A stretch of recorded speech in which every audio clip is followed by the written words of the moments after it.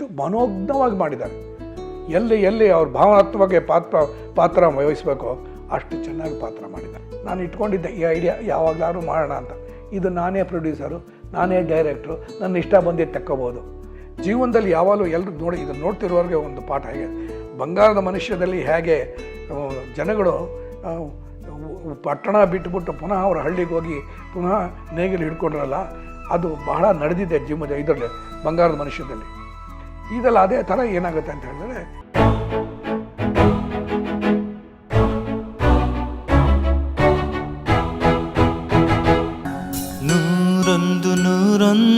ಎಲ್ಲೆಲ್ಲಿ family atmosphere ಅದೆಲ್ಲ ಬರುತ್ತೋ ಪೈಜಾಮ ಜುಬ್ಬ.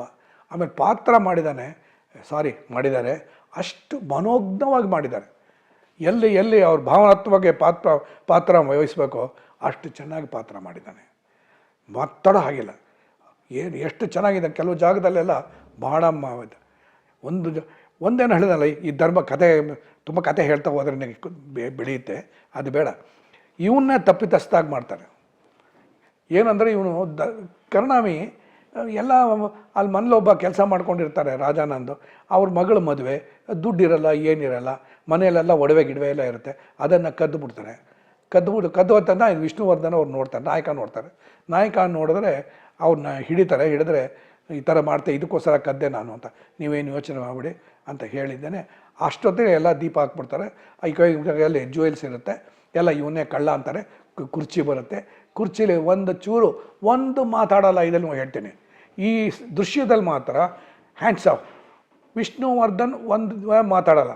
ನಮ್ಮ ನಾಯಕ ಎರಡೋ ಮೂರೋ ಮಾತು ಪೂರ್ತಿ ಸೀನ್ ಮಾತಾಡೋದೆಲ್ಲ ಬೇರೆಯವರೆಲ್ಲ ಮಾತಾಡ್ತಾರೆ. ಬೇರೆಯವರೆಲ್ಲರೂ ಚಾರ್ಜಸ್ಸು, ತಮ್ಮ ಇನ್ನೊಬ್ಬ ತಮ್ಮ, ಆಮೇಲೆ ಎಲ್ಲರೂ ಮಾಡ್ತಾರೆ. ತಂದೆಗೂ ಪ್ರೀತಿ ಇರುತ್ತೆ, ತಾಯಿಗೂ ಪ್ರೀತಿ ಇರುತ್ತೆ, ತಂಗಿಗಿರುತ್ತೆ, ಅವರೆಲ್ಲ ಮಾತಾಡ್ದ. ಇವರಿಬ್ಬರು ಆಮೇಲೆ ಅವ್ರಿಗೆ ಮದುವೆ ಆಗಿರುತ್ತೆ, ಅವ್ರ ಹೆಂಡ್ತಿರೆಲ್ಲ ಬಂದು ಇವನೇ ತಪ್ಪಿತಸ್ಥ ಅಂತ ಹೇಳ್ತಾರೆ. ಎಲ್ಲ ತಪ್ಪು ಇವನು ಒಪ್ಕೋತಾನೆ, ಮಾತಾಡೋದೇ ಇಲ್ಲ. ಆಯಿತು, ಇನ್ನೂ ಏನು ನೋಡ್ತಾ ಇದೆಯಲ್ಲ, ಇನ್ನೇನು ತಪ್ಪಿತಸ್ಥರಿಗೆ ಏನು ದಂಡ ಕೊಡಬೇಕು, ದಂಡ ಕೊಡಿ ಅಂತ, ಏನು ಮನೆಯಿಂದ ಆಚೆ ಹೋಗಬೇಕು ಅಂತ. ಸೊ ಆವಾಗ ಮನೆಯಿಂದ ಆಚೆ ಹೋಗ್ತಾನೆ. ಮನೆಯಿಂದ ಆಚೆ ಹೋಗುವಾಗ ಅಲ್ಲೂ ತೆಗೆದಿದ್ವಿ, ಹೊಸಲು ದಾಟ್ಕೊಂಡು ಹೋಗ್ತಾನೆ. ಅದು ಶಾರ್ಟ್ ಇದೆ, ಅದು ಹೊಸಲು ದಾಟ್ಕೊಂಡು ಹೋಗ್ತಾನೆ. ಇಲ್ಲೊಂದು ಸಾಂಗ್ ಇದೆ, ಇದಕ್ಕೆ ಉದಯ್ ಶಂಕರ್ನವನ್ನ ಇವತ್ತು ನೆನೆಸ್ಕೋಬೇಕು ನಾವು. ರಾಜನಾಗೇಂದ್ರ ಉದಯ್ ಶಂಕರ್ ಅವರು ಏನಂದರೆ, ಊರಿನ ಜನ ನಮ್ಮನ್ನು ಹೇಗೆ ತಿಳ್ಕೊತಾರೆ ಅನ್ನೋದಕ್ಕೋಸ್ಕರ ಊರು ಹೇಗೆ ಎಂದು ಅಂದ್ಬಿಟ್ಟು ಇದು ಮಾಡ್ತಾರೆ. ಅದರಲ್ಲಿ ಭಾಳ ಚೆನ್ನಾಗಿ ಇದು ಮಾಡೋದು ಏನಂದರೆ, ನಾವು ಕಷ್ಟಪಡ್ತಾ ಇರ್ತೀವಿ, ಇದು ಮಾಡ್ತಾ ಇರ್ತೀವಿ. ಒಂದು ಬಂಡಿ ಇದ್ದಂಗೆ ಇರುತ್ತೆ, ಬಂಡೀಲಿ ಇದೆಲ್ಲ ನೊಗ ಗಿಗ ಏನೂ ಇರೋಲ್ಲ, ಬರೀ 2 ಚಕ್ರ, ಆ ಕಡೆ ಒಂದು ಚಕ್ರ, ಈ ಕಡೆ ಒಂದು ಚಕ್ರ, ಮಧ್ಯ ಒಂದು ಇದಾಗುತ್ತೆ. ಅದನ್ನು ಹಿಡ್ಕೊಂಡು ಅವ್ನು ತಳ್ಕೊಂಡು ಬರೋದು ನನಗೆ ಬಹಳ ಆಸೆ ಇತ್ತು, ಕಲ್ಪನೆ ಇದು. ಯಾಕಂದರೆ ಈಗ ಯಾರೋ ಬಂದು ಹಳ್ಳಿಲಿ ಬರುತ್ತೆ, ಏನಾದ್ರು ಹಾಡು ಬರುತ್ತೆ, ಈ ಥರ ಗಾಡಿ ಏನಾದ್ರು ಇರುತ್ತೆ ಅಂತ ಹೇಳಿದ್ರೆ, ನಮ್ಮ ಡೈರೆಕ್ಟರ್ಗಳಿಗೆ ಹೇಳಿದ್ರೆ ಯಾರೂ ಕೇಳ್ತಾ ಇರಲಿಲ್ಲ.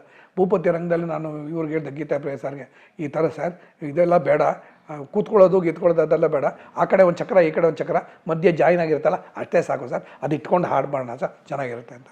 ಯಾರು ಸಹ ಡೈರೆಕ್ಟರ್ಗಳು ಅಸಿಸ್ಟೆಂಟ್ ಡೈರೆಕ್ಟರ್ ಕೇಳ್ತಾರೆ? ಕೇಳಲಿಲ್ಲ ಅವರು. ನಾನು ಇಟ್ಕೊಂಡಿದ್ದೆ ಈ ಐಡಿಯಾ ಯಾವಾಗಲಾದ್ರೂ ಮಾಡೋಣ ಅಂತ. ಇದು ನಾನೇ ಪ್ರೊಡ್ಯೂಸರು, ನಾನೇ ಡೈರೆಕ್ಟ್ರು, ನನ್ನ ಇಷ್ಟ ಬಂದಿದ್ದು ತಕ್ಕೋಬೋದು. ಸೊ ಆವಾಗ ಈಗ ಅವನು ಮನೆಯಿಂದ ಹೊರಟುವಾಗ ಈ ಥರದಲ್ಲಿ ಈ ಕಡೆ ಒಂದು ಚಕ್ರ, ಆ ಕಡೆ ಒಂದು ಚಕ್ರ ಇರುತ್ತೆ, ಅದನ್ನು ತಳ್ಕೊಂಡು ಹೋಗ್ತಾ ಇರುತ್ತೆ. ಯಾವನೋ ತಳ್ಕೊಂಡು ಹೋಗ್ತಾ ಇರ್ತಾನೆ, ಇವನು ಅದು ಸಪೋರ್ಟ್ ಮಾಡಿಕೊಂಡು ಇದ್ಲು ಹಾಡು ಹೇಳೋದು. ಆಮೇಲೆ ಮನಸ್ಸಿನ ನೋವು ಇರುತ್ತಲ್ಲ, ಭಾವನೆಗಳು, ಅದನ್ನು ತೋರ್ಸೋಕ್ಕೋಸ್ಕರ ಭಾಳ ಚೆನ್ನಾಗಿ ಮಾಡಿದೆ. ಒಂದು ಕಡೆ ಅವಳು ಹಾಡ್ತಾ ಇರ್ತಾಳೆ ಹೀರೋಯಿನ್ನು, ಇನ್ನೊಂದು ಕಡೆ ಇವನು ಹಾಡ್ಕೊಂಡು ಹೋಗೋದು. ಇದೆಲ್ಲ ಕೂಡ ಶಿಂಷಾದಲ್ಲಿ ತೆಗೆದಿದ್ವಿ, ತುಂಬ ಚೆನ್ನಾಗಿದೆ. ಬೇಲಿಗಳು, ಮುಳ್ಳು ಬೇಲಿ ಅದೇ ಇರುತ್ತೆ, ಅದರ ಮಧ್ಯ ವಿಷ್ಣುವರ್ಧನ್ ಹೋದಾಗ ಮನಸ್ಸಿನ ಭಾವನೆಗಳು, ಎಷ್ಟು ನೋವಿದೆ, ಎಷ್ಟು ಕಷ್ಟ ಇದೆ, ಅದು ಮನಸ್ಸಿನ ತುಳುವಳ ಇದೆಯಲ್ಲ, ಅದೆಲ್ಲನೂ ಕೂಡ ತೋರ್ಸೋಕ್ಕೋಸ್ಕರ ಈ ಥರ ಇಟ್ಟಿದ್ದೀವಿ. ಎಲ್ಲ ಹಾಡು ಕೂಡ ಅದ್ದೂರಿಯಾಗಿದೆ. ಸೊ ಇದಾಗೋಯ್ತಿದ್ದು, ಈ ಥರ ಆಗೋಗ್ಬಿಡುತ್ತೆ. ಆಮೇಲೆ ಹೀಗೇಂದರೆ ಜೀವನದಲ್ಲಿ ಯಾವಾಗಲೂ ಎಲ್ಲರೂ ನೋಡಿ, ಇದನ್ನು ನೋಡ್ತಿರೋರಿಗೆ ಒಂದು ಪಾಠ. ಹೇಗೆ ಬಂಗಾರದ ಮನುಷ್ಯದಲ್ಲಿ ಹೇಗೆ ಜನಗಳು ಪಟ್ಟಣ ಬಿಟ್ಟುಬಿಟ್ಟು ಪುನಃ ಅವ್ರ ಹಳ್ಳಿಗೆ ಹೋಗಿ ಪುನಃ ನೇಗಿಲು ಹಿಡ್ಕೊಂಡ್ರಲ್ಲ, ಅದು ಬಹಳ ನಡೆದಿದೆ ಜೀವನದ ಇದರಲ್ಲಿ ಬಂಗಾರದ ಮನುಷ್ಯದಲ್ಲಿ. ಇದೆಲ್ಲ ಅದೇ ಥರ ಏನಾಗುತ್ತೆ ಅಂತ ಹೇಳಿದ್ರೆ, ಇವನೇನು ಮಾಡ್ತಾನೆ ಅಂತ ಹೇಳಿದ್ರೆ, ಈಗ ಮನೆಯಿಂದ ಆಚೆ ಬಂದ್ಬಿಟ್ಟ, ಬೇರೆ ವಿಧಿ ಇಲ್ಲ, ಬೇರೆ ಕೆಲಸ ಇಲ್ಲ, ಅವನಿಗೆ ಗೊತ್ತಿರೋದು ಅದು ನೇಗಿಲು ಕೆಲಸ, ಅದು ಜಮೀನೆಲ್ಲ ಅವ್ರ ಅಪ್ಪಂದು ಅದರದ್ದು. ಹೀಗೆ ಹೇಳ್ತಾ ಇದ್ದಾರೆ, ಪೂರ್ತಿ ಕಥೆನೇ ಹೇಳಬೇಕಾಗತ್ತೆ. ಒಂದು ಏನಂತ ಹೇಳಿದ್ರೆ, ಯಾವಾಗ ಇವನೇ ತಪ್ಪಿತಸ್ಥ ಅಂತ ಆಗೋಗ್ಬಿಡ್ತಾನೋ ಆವಾಗ ಮನೆಯಿಂದ ಆಚೆ ಹೋಗಬೇಕಾಗತ್ತೆ. ಮನೆಯಿಂದ ಆಚೆ ಹೋಗ್ತಾನೆ, ಅಲ್ಲೊಂದು ಹಾಡು ಬರೋದು, ಹಾಡಿದ್ದು ನಾ ಹೇಳಿದ್ದೆ. ಆಮೇಲೆ ಕೊನೆಗೆ ಏನಾಗುತ್ತೆ ಅಂತ ಹೇಳಿದ್ರೆ ಒಂದು ಒಂದು ಈ ಬಂಗಾರದ ಮನುಷ್ಯದ ವಿಷಯ ಟಚ್ ಮಾಡಿದೆ. ಏನಂತ ಹೇಳಿದ್ರೆ ಈ ಅದರಲ್ಲಿ ಬಂಗಾರದ ಮನುಷ್ಯದಲ್ಲಿ ಏನು ಅಂತ ಹೇಳಿದ್ರೆ ಬೋರ್ವೆಲ್ಲ ಅವಾಗ ಇರಲಿಲ್ಲ. ಆ ಪಿಕ್ಚರ್ ಮಾಡಿದ್ವಲ್ಲ, ಬೋರ್ವೆಲ್ ಅನ್ನೋದು ಜನಗಳಿಗೆ ಗೊತ್ತಿರಲಿಲ್ಲ. ಸೊ ಈ ಥರ ಬೋರ್ ತೆಗೆದು ನೀರು ತೆಗಿಬೋದು ಅನ್ನೋದಕ್ಕೋಸ್ಕರ ಒಂದು ಸೀನ್ ಇದೆ ಅದರಲ್ಲಿ, ಸಾಂಗಲ್ಲಿ ಬರೋವಂಥದ್ದು. ಸೊ ನೆಲನ ಡ್ರಿಲ್ ಮಾಡ್ತಾರೆ, ಕಲ್ಲು ಡ್ರಿಲ್ ಮಾಡ್ತಾರೆ. ಆ ಡ್ರಿಲ್ ಮಾಡಿದ್ಮೇಲೆ ಬೋರಲ್ಲಿ ನೀರು ಬರುತ್ತೆ. ನೀರು ಬಂದು ಆಮೇಲೆ ಒಂದು ಹಾಡು ಬರುತ್ತೆ, ಆಗದು ಎಂದು ಕೈಲಾಗದು ಎಂದು ಕೈ ಕಟ್ಟಿ ಕುಳಿತಾರೆ, ಸಾಗದು ಕೆಲಸವು ಮುಂದೆ, ಸಾಗದು ಕೆಲಸವು ಮುಂದೆ. ಏನಾದ್ರು ಈಗ ಮಾಡದೇ ಇದ್ದರೆ ವಿಷ್ಣು ಇವರು ವಿಶ್ವೇಶ್ವರಯ್ಯನವರು ಅವರು ಇಲ್ಲಿ ಮಾಡದೇ ಇದ್ದರೆ ಕನ್ನಂಬಾಡಿ ಕಟ್ಟಕ್ಕಾಗ್ತಿತ್ತ, ಬೇಲೂರು ಹಳೆ ಬೀಡು ಬರ್ತಿತ್ತ. ಈ ಥರ ಹಾಡುಗಳಲ್ಲಿ ಆ ಹಾಡು ಯೂಸ್ ಮಾಡೋದು. ಇಲ್ಲಿ ಯಾತಕ್ಕೆ ಹೇಳ್ತಾ ಇದ್ದೀನಿ ಅಂತ ಹೇಳಿದ್ರೆ, ಇಲ್ಲಿ ಇವನಿಗೇನು ಕೆಲಸ ಇರಲ್ಲ, ಏನಿಲ್ಲ. ಇವನು ಓದಿದ್ದಾನೆ, ಗ್ರ್ಯಾಜುಯೇಟು. ಈ ಗ್ರ್ಯಾಜುಯೇಟ್ ಆದ್ದರಿಂದ ಗೌರ್ಮೆಂಟು ಗ್ರ್ಯಾಜುಯೇಟ್ಗಳಿಗೆ ಮುಂದೆ ಬರೋಕ್ಕೋಸ್ಕರ ಹೆಲ್ಪ್ ಮಾಡುತ್ತೆ.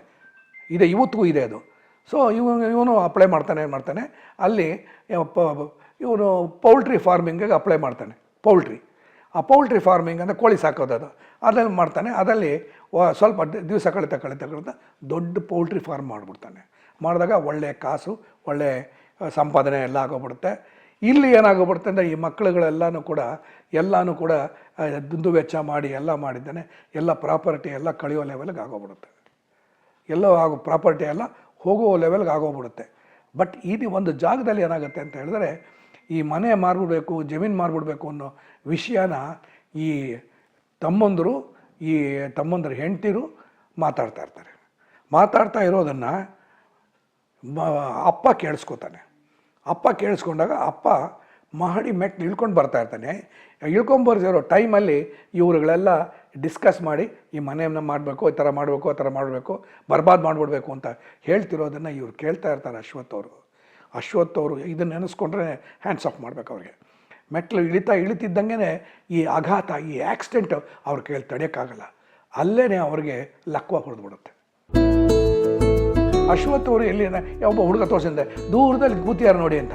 ಅಲ್ಲಿ ನೋಡಿದ್ರೆ ಅಶ್ವಥ್ ಅವರು ಕೂತ್ಕೊಂಡ್ಬಿಟ್ಟು ಏನು ಮಾಡ್ತಿದ್ದಾರೆ ಅಂದರೆ, ಒಬ್ಬ ಕುರಿಕಾಯಿನ ಹತ್ರ